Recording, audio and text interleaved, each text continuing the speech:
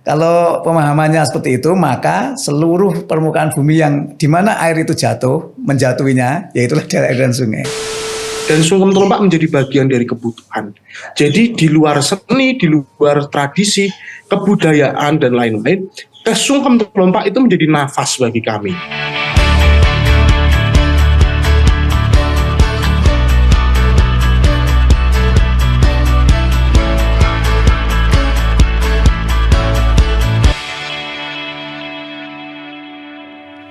Pendengar dan pemirsa podcast RRI Semarang.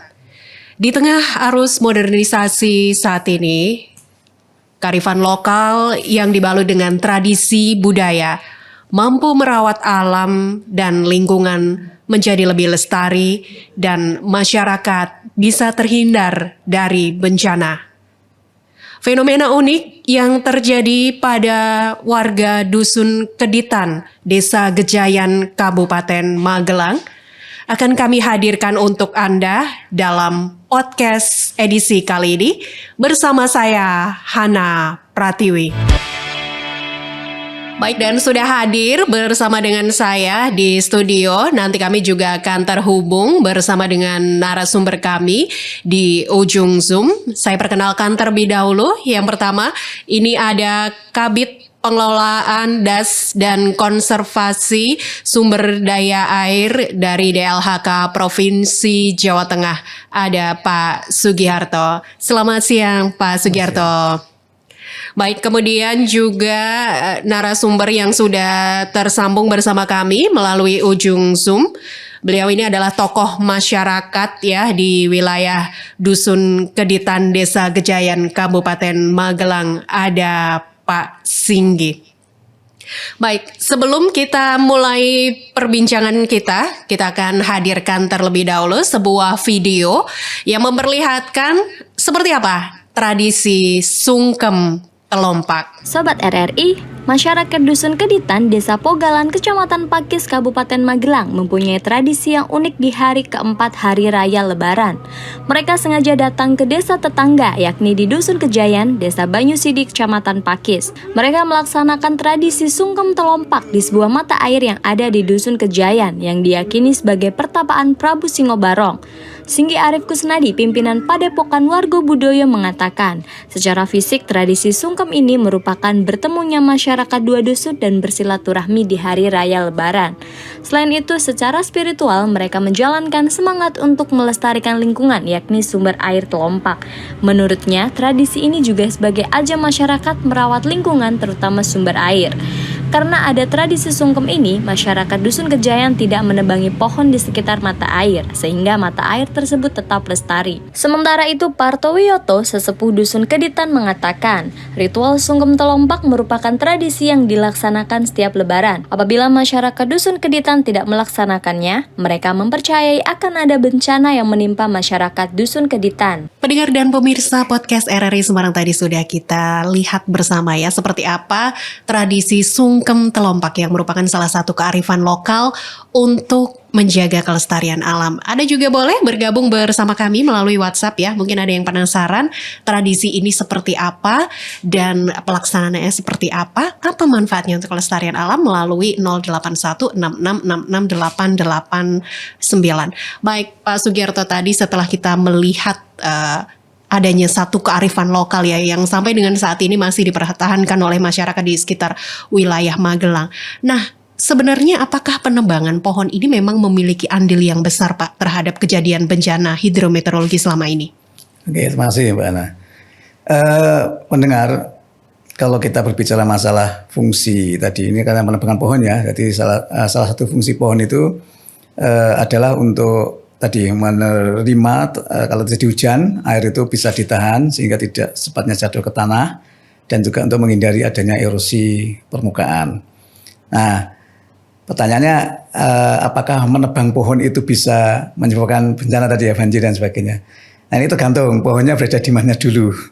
Kalau pohonnya berada di kawasan-kawasan yang difungsikan untuk perlindungan, untuk lindung, ini kalau di daerah kalau di daerah aliran sungai, mungkin di daerah-daerah hulu atau di gunung-gunung atau di daerah yang memang fungsinya untuk menangkap air dan untuk meresapkan, itu bisa berpotensi meningkatkan potensi terjadinya banjir dan bencana hidrometeorologi.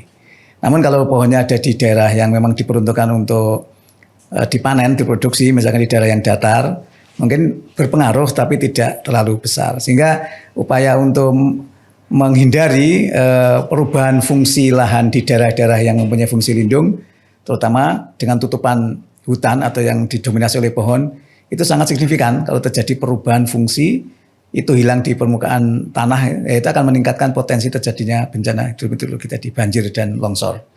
Mungkin itu penjelasan singkatnya. Baik, nah Pak, kalau kita membicarakan mengenai daerah aliran sungai ya, selama ini kan yang dipahami oleh masyarakat tuh ya daerah yang dilalui oleh sungai saja seperti itu ya. Ini memang konsepnya seperti itu atau seperti apa Pak? Oh ya, watershed catchment area, watershed area atau apa namanya daerah aliran sungai, watershed itu pemahaman masyarakat umum mungkin ya nggak bisa kita salahkan ya. Kalau mendengarkan sungai atau daerah aliran sungai pasti pikirannya ya daerah yang dialiri sungai. Nah, sungai itu ya yang ada airnya itu kan. Nah, padahal konsep daerah aliran sungai itu adalah seluruh permukaan bumi ini, atau kalau Jawa Tengah ya seluruh provinsi Jawa Tengah yang daratan itu dimasuk dalam daerah aliran sungai. Sehingga di Jawa Tengah ada sekitar 224 daerah aliran sungai, dibatasi oleh gigir-gigir bukit atau gunung. Dia nanti mengalir masuk ke sungai-sungai kecil atau parit atau drainase, terus nanti sungai kecil akan masuk ke sungai yang lebih besar akhirnya masuk di sungai yang besar dan itu akan mengalir sampai ke laut. Nah, sehingga genting rumah kita tuh ya namanya daerah aliran sungai. Nah, kalau pemahamannya seperti itu, maka seluruh permukaan bumi yang di mana air itu jatuh, menjatuhinya, yaitulah daerah aliran sungai. Seperti itu penjelasannya. Baik, jadi konsepnya ternyata lebih luas ya Pak lebih ya. luas. Dari jadi kalau kita kencing itu ya mengencingi daerah aliran sungai. Seperti baik. itu. Ya, sekarang kita ke Pak Singgih ya. Pak Singgih tadi sudah kita lihat videonya bagaimana luar biasanya ini ya tradisi yang dikembangkan oleh masyarakat di wilayah Gejayan. Nah, sebenarnya ini tuh merupakan tradisi seperti apa? Dahulu siapa yang kemudian mencetuskan untuk memulai tradisi ini, Pak Singgih? Terima kasih.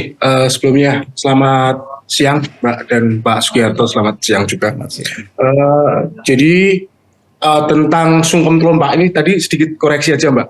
Jadi sebenarnya antara Keditan dan Gejayan itu dua dusun yang berbeda administrasinya. Jadi Gejayan itu masuk di Desa Banyusidi, Kecamatan Pakis. Keditan itu masuk di Dusun Keditan, Desa Pogalan, Kecamatan Pakis. Jadi ini jaraknya antara Gejayan dan Keditan itu sekitar 27 kiloan. Jadi Sungkem Telompak itu adalah tradisi yang dilakukan masyarakat dusun Keditan yang dulunya katanya mereka berjalan kaki, kesenian mereka berjalan kaki menuju ke Gejayan dengan jarak 27 kilometer dengan melewati ngarai dan sungai-sungai saat itu.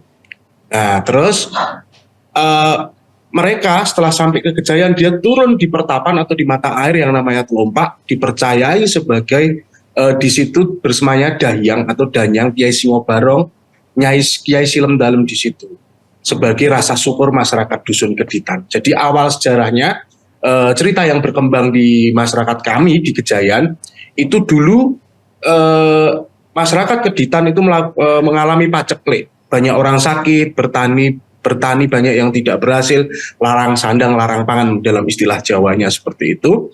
Nah, terus untuk mendapatkan bagaimana mendapat kesejahteraan di situ, mendapat keselamatan dan lain-lain, masyarakat Keditan berikhtiar bagaimana memberi rasa syukur atau ngalap berkah dalam bahasa Jawa. Mereka berjalan kaki di saat itu berjalan kaki membawa kesenian di dusun itu, berjalan kaki menuju dusun kami di Gejayan, terus pentas di sendang atau di pertapan Telompak itu dengan tujuan diberi keselamatan dan diberi kesejahteraan. Nah, kalau untuk mulainya kapan, saya sempat nggak riset tapi tanya kecil-kecilan sama mbah saya yang usianya sekarang sudah 75 tahun, dan dulu saya sempat punya buyut, saya SMA, saya juga sempat tanya mulai kapan Sungkem Telompak itu dilakukan. Jawabannya hampir semuanya sama. Saya kecil, Sungkem Telompak itu sudah ada dan sudah dilakukan. Jadi siapa yang memulai dan mulainya kapan kami tidak tahu. Yang jelas kami sebagai masyarakat Gejayan juga mengerti, juga menghormati tempat itu sebagai dahyang. Dalam Jawa kami masyarakat Gejayan mempercayai bahwa Kiai Singobarong sebagai pelindung desa kami, pelindung keselamatan desa kami yang bau reksa desa kami. Nah, ternyata kebetulan masyarakat Dusun Keditan mempunyai kepercayaan bahwa kesenian Dusun Keditan kalau setiap Lebaran kelima, kalau nggak di pas hari Jumat itu pasti Lebaran hari kelima itu mereka datang berbondong-bondong datang ke Gejayan, ke Bapak Juru Kunci. Setelah pamit ke Juru Kunci, kesenian itu berjalan kaki turun ke Ngarai atau ke mana, itu istilahnya kalau di kami jagang atau jurang, tapi di tengah jurang itu ada pertapan, ada mata air di mana banyak pohon-pohon yang besar dan kami melindungi pepohonan yang ada di situ dengan kepercayaan spiritual kami. Tidak boleh menebang atau tidak boleh merusak lingkungan, dan dengan adanya sungkem Telompak itu justru pertapan Telompak akan semakin terjaga. Dan spiritual itu saya sempat berkata kemarin, spiritual dari adanya sungkem Telompak itu mengajarkan kita tentang konsistensi dan kedisiplinan, di mana ada salah satu adat yang harus dipercaya, karena dulu mereka jalan kaki. Masyarakat Keditan itu 27 km jalan kaki ke dusun kami, melewati timur dusun kami, harus sampai ke sebelah timur dusun kami. Nah, itu harus dilakukan setiap tahun pun harus lewat timur.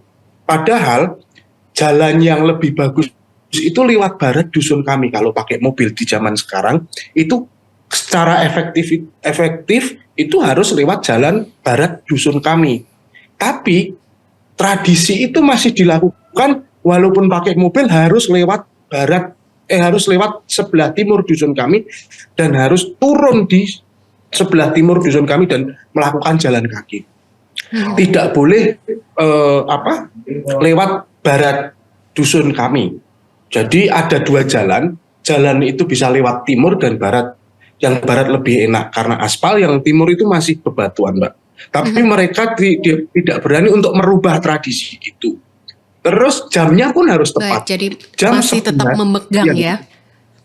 Ya, jamnya pun harus tepat. Jam 11 itu harus sampai ke Dusun Gejayan, di dusun kami. Tidak boleh kurang dari jam 11, tidak boleh lebih dari jam 11.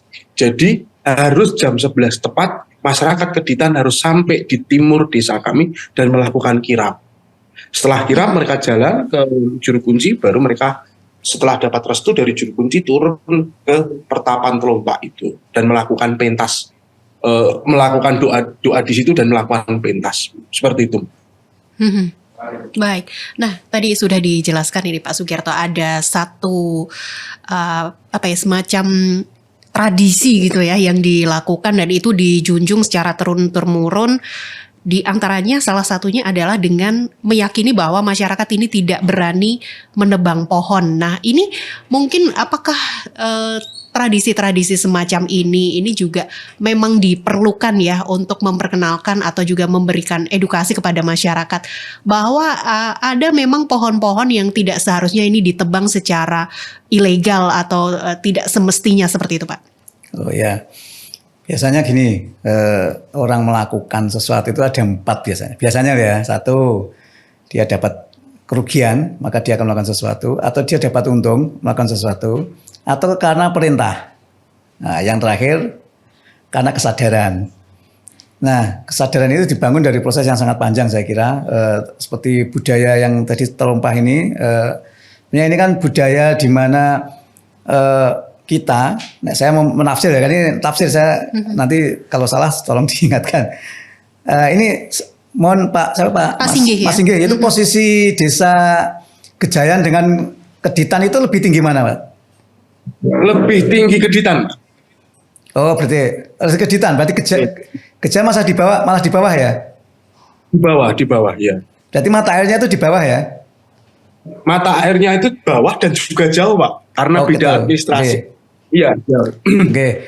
Berarti pemahaman saya masyarakat yang di Keditan ini mengikuti mungkin orang-orang tua dulu itu menghargai apa yang telah diciptakan oleh alam. Tadi kalau ngomong Mbak Kiai Singobarong itu kan goib ya, sesuatu yang di luar nalar kita, tapi meyakini bahwa ada sesuatu di balik yang terlihat. Nah, saya kira alam itu sama seperti itu. Nah, perkara misalkan pohonnya ditebang, kalau berani menebang pohon ya silahkan aja kalau pohon yang di tempat-tempatnya kayak begitu. Jadi ada sisi yang lain, dari sisi yang satu kepercayaan bahwa disitulah bersemayam tadi dayang ya, yang biasanya di masyarakat Jawa itu diyakini kekuatan yang sebagai penghubung kepada alam, alam kepada pencipta, rasa syukur sehingga dijaga.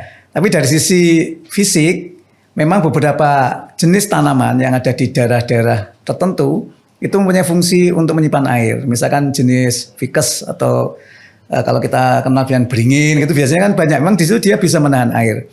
Terus di tempat-tempat tertentu biasanya masyarakat itu akan patuh ketika dia meyakini sesuatu terkait baik budaya maupun agama.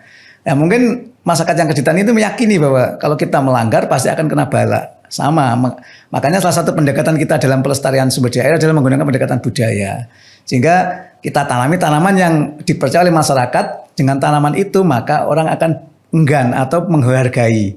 Nah, mungkin pemahaman kami ini ya, tadi menarik ini karena yang Keditan itu ada di bawah ya Pak? Di atas malahan, Kejayaan di bawah. Biasanya masyarakat pengguna air itu ada di bawah. Sumbernya di atas. Nah, ini sumbernya di bawah. Tapi masyarakat Keditan ada di atas. Nah, uniknya air adalah kadang daerah-daerah tangkapan air itu ada di atas, keluarnya di bawah. Nah, jadi orang bawah ketika keluar mata airnya itu sebenarnya hasil tangkapan air yang ada jauh mungkin 50-60 kilometer di atasnya, di daerah tangkapan. Ada juga di atas itu banyak pohonnya tapi tidak ada airnya, bisa terjadi. Karena di situ memang bukan daerah lepasan air.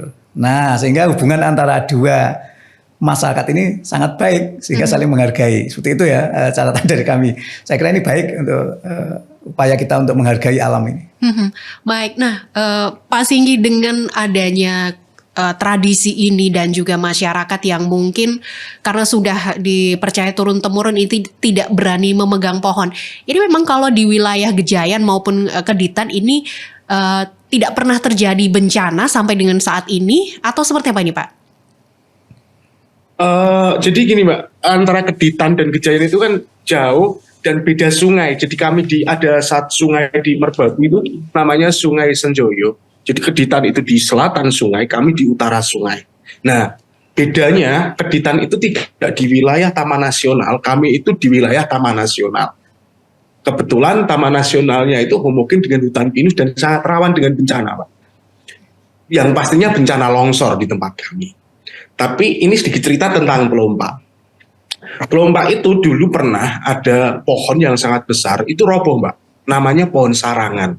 Kalau ilmiah kami nggak tahu. Karena kami tanya dari teman dimanapun nggak tahu sarangan. Tapi masyarakat kami menyebut itu pohon itu sarangan. Hampir seperti ulin, hampir seperti jati, tapi kuat sekali. Nah itu roboh yang akhirnya masyarakat tanpa disadari mereka menanam beringin Pak. Untuk menggantikan itu masyarakat di Gejayan itu menanam beringin dengan tujuan untuk ngalap berkah untuk menggantikan tanaman sarangan yang sudah roboh karena ratusan tahun itu katanya masyarakat itu sudah ratusan tahun roboh. Nah terus masyarakat itu menyemai pohon beringin untuk menggantikan itu dengan tujuan kalau beringin itu sekitar 2 meter mereka pindah di Telompak. Dengan menanamnya menggantikan pohon itu mereka mempunyai kesadaran saya ngalap berkah akan mendapat keberkahan dari tempat itu. Nah, itu tanpa kami memberitahu bahwa pentingnya pohon menjadi kantong air atau apa enggak, tapi mereka secara spiritual kepercayaannya wah aku harus nanam pohon sebagai ganti yang roboh itu. Nah itu yang menjadi saya kadang dalam hati saya berpikir dengan spiritual justru ada kesadaran dan masyarakat desa kami tidak tahu bahwa beringin menjadi kantong air atau penahan air dan lain-lain. Secara akademis masyarakat kami sangat buta tentang fungsi itu, tapi dengan hanya satu roboh saja di Telompak itu, di pertapan itu, mereka sebagian orang itu menggantikan dan sampai sekarang banyak masyarakat di Gejayan yang di depan rumahnya banyak pohon-pohon beringinnya yang kecil-kecil bibit pohon beringin dengan tujuan untuk ditanam. Terus kembali di mata air, kami itu juga mengambil mata airnya di atas dusun kami. Akhirnya kami juga masyarakat punya kesadaran secara spiritual. Setiap kami mendapat mata air, masyarakat kami mendapat mata air untuk kebutuhan sehari-hari. Mereka menanam pohon di itu sebagai bahasa orang tuanya sebagai sawen atau sebagai pertanda bahwa ini ada airnya gitu Pak. Jadi itu juga sedikit Pak Sugiharto juga sedikit aneh karena ada beberapa peneliti bahwa ini bagian rasa syukur mendapat air. Saya juga sedikit kalau rasa syukur mendapat air kayaknya enggak, karena curah hujan di Magelang sangat tinggi, mata air di lereng Merbabu sangat banyak, dan Keditan itu sangat besar debit airnya dan airnya melimpah di dusun itu. Tapi kenapa kok bisa ke bawah dusun yang jaraknya sangat jauh dan di mata air yang itu nggak besar, tapi alirannya ada 9 aliran mata air tapi kecil-kecil.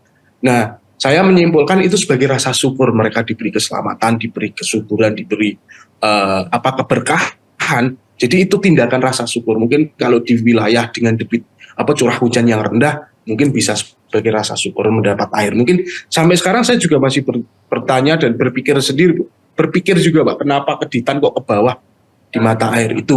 Mungkin itu Mbak. Baik. Selepas ini kita akan jeda sejenak terlebih dahulu ya, pendengar. Nanti kita akan hadirkan kembali podcast kita. Anda juga boleh bergabung bersama kami melalui 0816666886. Tetap bersama kami dalam podcast RRI. 92,1 Prado FM, teman terbaik kamu. Kali ini ada Mariana yang katanya pengen titip salam buat Mbak Nur yang lagi di Paris. Walah Mar, aku krungu lo salamu, tombo kangen. Samo-samo. Bundo, awak baru dapat info lowongan Karajo di RRI News.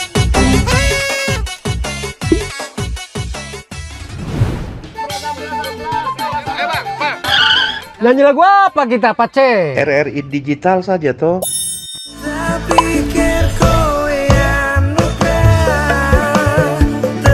Sesekali, jazz lah. Semangat ya manggungnya. Iya dong, kan mau manggung di komunitas. RRI ada di berbagai platform. Sekarang banyak cara menikmati RRI. Kamu yang mana? Anda masih bersama kami pendengar dalam podcast RRI Semarang ya. Dan pendengar dan juga pemirsa podcast RRI, kita buka kesempatan untuk Anda yang ingin bergabung bersama kami melalui 0816666886. Dan sudah ada nih beberapa yang sudah bergabung bersama kami. Saya bacakan terlebih dahulu. Ini yang sudah bergabung melalui kami ya. Ada 08167959 sekian. Untuk Pak Sugiharto ini Pak, illegal logging atau penebangan pohon secara liar yang marak ini seberapa besar andilnya sebagai penyebab banjir? Kemudian sebenarnya kalau untuk pohon-pohon yang mampu menampung air ini jenisnya meliputi apa saja Pak? Terima kasih. Baik, mungkin bisa ditanggapi nih Pak Sugiharto. Oke, masih matur nuwun. Istilah penebangan liar ya, illegal logging berarti tidak legal. Tidak sesuai atau tidak sesuai yang seharusnya. Misalkan kalau menebang pohon di rumahnya sendiri kan legal namanya. Tapi kalau pohonnya itu posisinya rawan atau tadi air tadi itu nggak baik kan gitu aja. Tapi kalau ilegal itu memang penebangan pohon yang tidak sesuai dengan hukum. Misalkan ada hutan negara yang dijarah misalnya seperti itu. Nah ini pasti kalau posisi pohonnya ada di daerah-daerah yang tadi saya sebutkan di area lahan yang fungsinya untuk lindung yang membahayakan. Ada beberapa kasus di daerah hulu Sungai Pemali, misalkan di daerah Brebes, Tegal sekarang beberapa waktu ada ini kan beberapa pohon ditebang dan sebagainya sudah kita upayakan untuk ditangani. Itu meningkatkan pasti potensi terjadinya bencana hidrologi atau terutama banjir dan longsor. Itu pasti. Jadi daerah-daerah yang posisinya memang difungsikan untuk lindung, kalau itu sudah ada hutannya, kalau dibiarkan insya Allah aman. Tapi kalau itu ditebangi atau dijarah atau dihilangkan pohonnya pasti akan berdampak terhadap potensi meningkatnya bencana banjir dan longsor. Nah untuk jenis itu banyak. Sebenarnya hampir sebagian besar pohon itu ya bisa untuk untuk fungsi hidrometeorologi ya. Tapi ada beberapa jenis tanaman yang tadi saya sebutkan, ada beberapa jenis tanaman misalkan tanaman ficus seperti beringin, kemudian tadi gayam disebut tadi ada pohon gayam, pohon preh dan sebagainya. Tadi disebutkan Mas Singgi tadi ya, ada sarangan itu ada di puncak-puncak di gunung biasanya. Itu pasti fungsinya bagus untuk kepentingan air ya. Tapi semua tanaman itu biasanya mempunyai dia akan bisa menyerap air dengan fisiologi pohonnya itu sendiri. Memang ada beberapa tanaman yang mempunyai daya uap besar. Jadi kalau dia menangkap air tapi juga mengeluarkannya juga besar ada. Contohnya mungkin salah satunya pohon pinus itu dia melepaskannya juga besar. Evapotrampinsnya. Jadi diserap di daunnya nanti juga dia keluarkan lagi. Jadi banyak. Tapi untuk jenis tanaman-tanaman yang biasanya ada di daerah-daerah yang nyun sewu yang secara budaya itu diamankan. Misalkan orang takut menebang dan sebagainya kayak beringin itu ya bagus memang untuk kepentingan konservasi air. Mungkin itu ya salah satunya. Baik, ini dari Pak Bambang Rianto di Pati ya. Saya mau tanya sama Pak Singgih ini ya. Bagaimana kemudian masyarakat ini, terutama generasi yang muda ini ya, terus melestarikan budaya ini.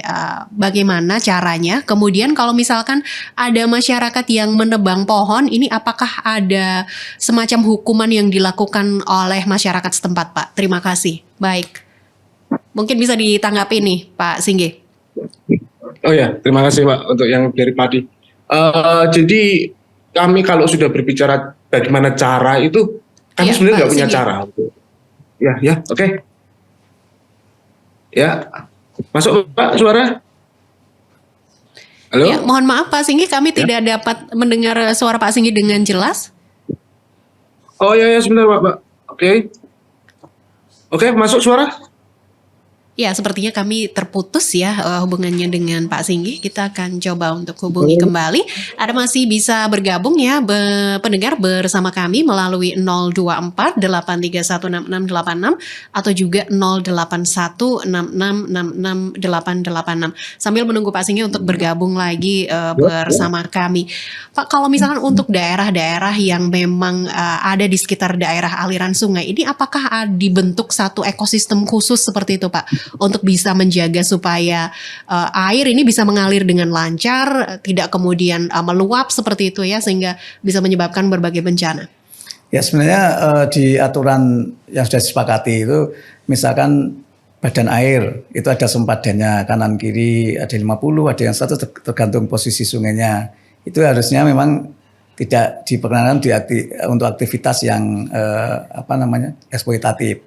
Sehingga untuk menjaga supaya nanti kalau menjadi ada luapan dan sebagainya itu bisa terhindar dari bencana. Terus yang kedua sebenarnya tadi saya sampaikan sungai kita itu ibarat kayak selang gitu ya. Kalau dia dialiri oleh karena tadi kerusakan di daerah hulu tadi, misalkan ada tadi kalau ada penebangan pohon atau perusakan alih fungsi lahan, sehingga meningkatkan yang namanya erosi tanah. Nah erosi tanah ini akan menjadi sedimen dan dia akan larut dalam air dan dia akan mengalir ke sungai. Nah, ke sungai akan mengendap sehingga menurunkan volume badan air.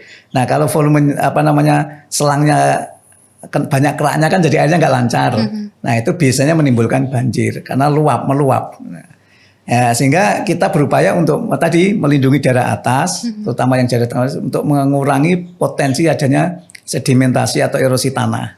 Sehingga memperpanjang umur sungainya, atau kalau sekarang lagi rame mungkin di bendungan waduk yang di situ ada sedimen itu bisa kita kendalikan. Seperti itu. Baik, kita sudah tersambung kembali ke Pak Singgih ya. Pak Singgih, ini ada pertanyaan dari Pak Bambang Rianto di Pati.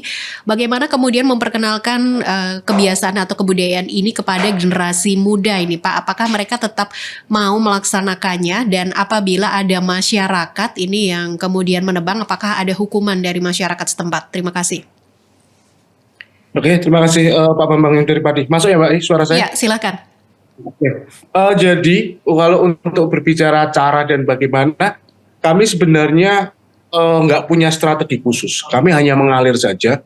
Tapi anak muda yang ada di kami di Desa Keditan dan Desa Kejayan, bahkan di desa-desa lainnya, Sungkem Telompak itu menjadi momen untuk mereka bersilaturahmi. Dan Sungkem Telompak menjadi bagian dari kebutuhan.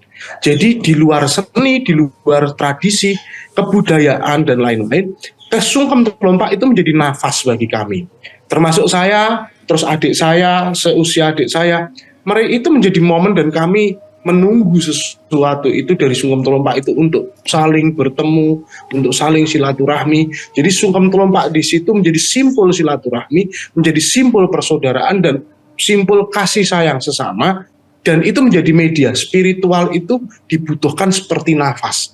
Jadi selama ini saya dari kecil sampai saya besar dan adik-adik seusia adik saya itu mereka juga menganggap Sungkem Telompak bagian dari kebutuhan. Jadi ini di luar budaya, di luar seni, di luar spiritual, Sungkem Telompak atau adat seperti ini bagian dari nafas kami.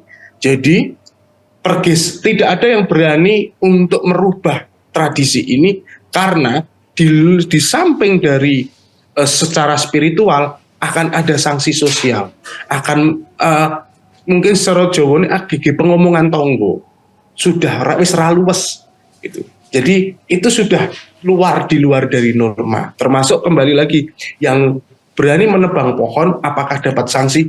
Kami nggak ada sanksi secara jelas, bahkan sanksi adat tapi nggak ada. Tapi yang mau nebang siapa? Pohonnya saja kalau dirangkul itu sampai 7 orang ya Mbak. Gitu tuh. Tinggi sekali, harus membutuhkan berhari-hari untuk merobohkan pohon itu, mau menghabiskan berapa senso dan lain-lain. Dan kami hanya percaya kalaupun ada yang melanggar dan berani menebang pohon itu akan biarkan resiko itu yang nanggung mereka sendiri. Jadi kami hanya percaya bahwa siapa yang menjaga tempat itu akan mendapat keberkahan dan siapa yang tidak menghargai tempat itu akan mendapat bala.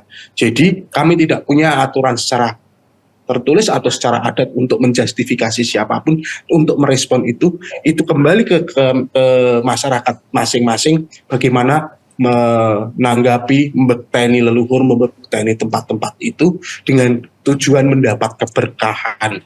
Kalaupun yang tidak menghargai tempat itu pasti akan mendapat bala. Jadi adat ini menjadi nafas bagi kami, tanpa kami campaign menjelaskan apapun, ini menjadi kebutuhan dari masyarakat kami. Mungkin itu. Baik, nah Pak, kalau dari DLHK sendiri apakah ada semacam edukasi mungkin ya yang juga diberikan atau pendekatan seperti apa yang dilakukan kepada masyarakat di wilayah daerah aliran sungai ini terutama ya, agar mereka ini kemudian bisa memahami bahwa mereka ini juga mempunyai kewajiban untuk menjaga supaya ini bisa tetap berjalan seperti yang seharusnya seperti itu Pak. Oke, masih. Kita punya program penyuluhan kehutanan dan penyuluhan lingkungan hidup. Terus juga punya program namanya Desa Peduli Das Lestari. Kemudian ada kampung iklim dan banyak sekali termasuk adat hutan hutan adat, juga masyarakat adat. Tadi sudah sampaikan oleh Mas Singgi. Saya tadi ada kata-kata menarik sebenarnya. Kami melakukan sesuatu semuanya karena bukan terkait. Jadi bahasanya bukan hal yang logis, misalkan saya dapat manfaat air dan bukan, tapi karena kesadaran. Tadi saya sebut di awal tadi ada 4 tahap tadi, yang terakhir mungkin melakukan dan tidak melakukan sesuatu itu karena berangkat dari dalam. Nah itu sebenarnya sudah levelnya tinggi sebenarnya. Jadi karena kecintaan, karena kasih sayang dan sebagainya. Nah ini kami berusaha untuk merubah perilaku masyarakat melalui cara tadi metode penyuluhan dan sebagainya. Bagaimana merubah masyarakat menjadi lebih aware, lebih menyayangi lingkungan dan sebagainya. Dan kita sebenarnya dalam konteks kehidupan ini biasanya ada gini ya. Biasanya manusia itu menggunakan pendekatan antroposentris. Jadi yang menguntungkan manusia itu yang dibela. Nah, ini mau kita geser. Yang butuh itu tidak hanya manusia saja, termasuk satwa, hewan, bahkan makhluk gaib pun butuh. Mungkin jin yang di luar kita itu mungkin ya butuh itu. Makanya kita akan kita kampanyekan menjadi pendekatan ekosentris. Jadi setiap tindakan kita ini kan siapa? Hanya manusia yang meminjam miliknya Allah kan di muka bumi ya. Maka itu harus sesuai dengan perintahnya sebagai khalifah fil ard, bagaimana memperlakukan alam itu dengan baik sehingga tidak nafsu yang digunakan. Tapi tadi Pak Sigi tadi melakukan tidak makan itu karena kasih sayang, karena ya sudah seneng, namanya seneng itu nggak bisa dilogika seperti itu. Baik, nah Pak Singgi, mungkin ketika ada masyarakat lain ya yang kemudian terinspirasi dengan apa yang dilakukan oleh masyarakat di wilayah Telompak ini atau dengan tradisi sungkem Telompak ini, Bagaimana kemudian Pak Singgih ini berpesan atau memberikan contoh kepada masyarakat yang mungkin juga ingin mengadopsi apa yang sudah dilakukan di wilayah Kejayan dan juga Keditan ini, Pak? Ya mungkin gini Mbak, melihat dengan ada fenomena kebudayaan Sungkem Telompak ini, bagaimana Sungkem Telompak ini menginspirasi kepada masyarakat di sekitar Magelang dan di Jawa Tengah umumnya, bagaimana kita mencintai alam didasari dari kedalaman seperti tadi Pak Sugiharto dikatakan tentang spiritualitas itu. Di saat spiritualitas tinggi, di puncak dari spiritualitas adalah merawat dan menjaga, mencintai dengan sesama, mencintai ekologis, mencintai sesama dan lain-lain. Nah, saya berharap dengan Sungkem Telompak ini akan menginspirasi dan membangkitkan spiritualitas lingkaran desa-desa di wilayah Kejayan dan Magelang untuk membangkitkan merawat alam melalui adat, budaya, dan spiritualitas. Karena budaya pasti erat dengan ekologis, budaya pasti akan mencintai ekologis. Kita akan mencintai sesama, tapi belum bisa disebut cinta di saat kita tidak mencintai lingkungan kita. Saya berpikir Sungkem Telompak ini akan menjadi inspirasi bagi siapapun untuk merawat alam. Tapi di setiap desa sebenarnya di Magelang juga banyak adat tentang alam, Mbak. Tentang nyadran kali, tentang ingkung sewu, tentang suran, itu juga berkaitan dengan ekologis, berkaitan dengan alam, berkaitan dengan mata air. Rasa syukur itu pasti dengan Gusti sama Tuhan, tapi melalui semesta atau alam. Mungkin itu, Mbak. Baik, nah bagaimana kemudian kita mengimplementasikan kearifan lokal yang ada ini Pak menjadi lebih kekinian seperti itu ya. Jadi biar yang bisa paham akan kelestarian alam ini tidak hanya masyarakat yang mungkin sudah tua, tetapi juga dari sedini mungkin anak-anak muda ini juga peduli. Ini bisa dilakukan dengan cara seperti apa Pak? Oh ya, generasi milenial sekarang itu kan beda ya dengan sekarang teknologi informasi juga semakin ketat.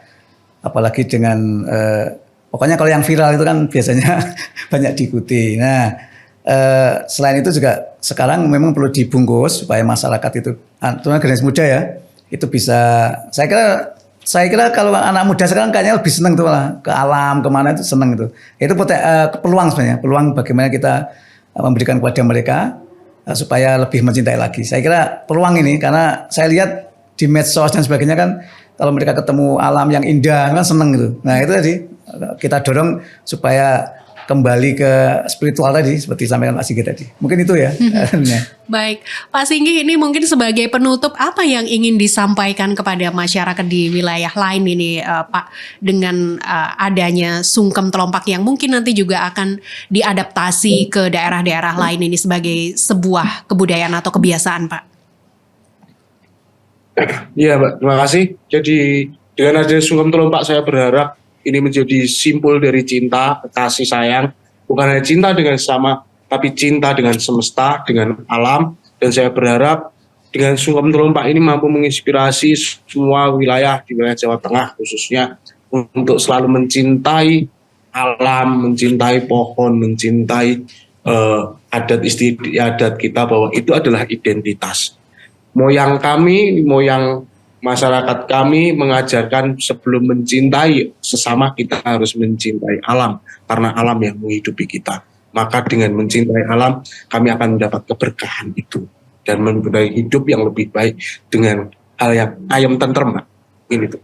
Baik, Pak Singgih sebagai penutup ini mungkin apa yang ingin disampaikan kepada masyarakat terkait dengan kelestarian alam ini Pak? Oke, mari kita jaga apa yang telah diberikan oleh Allah SWT kepada kita. Keindahan alam, kekayaan, sumber daya dan sebagainya dengan dimanfaatkan secukupnya sesuai dengan kebutuhan. Sehingga dan ingat bahwa alam yang ada, sumber daya alam yang ada di kita ini adalah titipan untuk generasi yang akan datang. Jadi mari kita pelihara bersama-sama dengan seluruh pihak, seluruh masyarakat dengan menggunakan semua metode yang baik, budaya, tadi spiritual dan sebagainya. Kita berharap Jawa Tengah ini bisa menjadi lebih makmur dan meminimalisir terhindar dari bencana alam yang kemungkinan akan terjadi kalau kita biarkan tidak bersama-sama kita tangani. Mungkin itu ajakan kami untuk seluruh lapisan masyarakat. Masih. Baik, pendengar, itu tadi ya perbincangan kami, obrolan kami dalam podcast untuk edisi kali ini. Saya kutip tadi satu pernyataan dari Pak Singgi ya. Sebelum mencintai sesama, kita harus mencintai alam karena alam yang menghidupkan kita. Dan terima kasih untuk Anda yang sudah bergabung bersama kami. Kita akan kembali hadir lagi dalam podcast di edisi selanjutnya. Terima kasih dan sampai jumpa.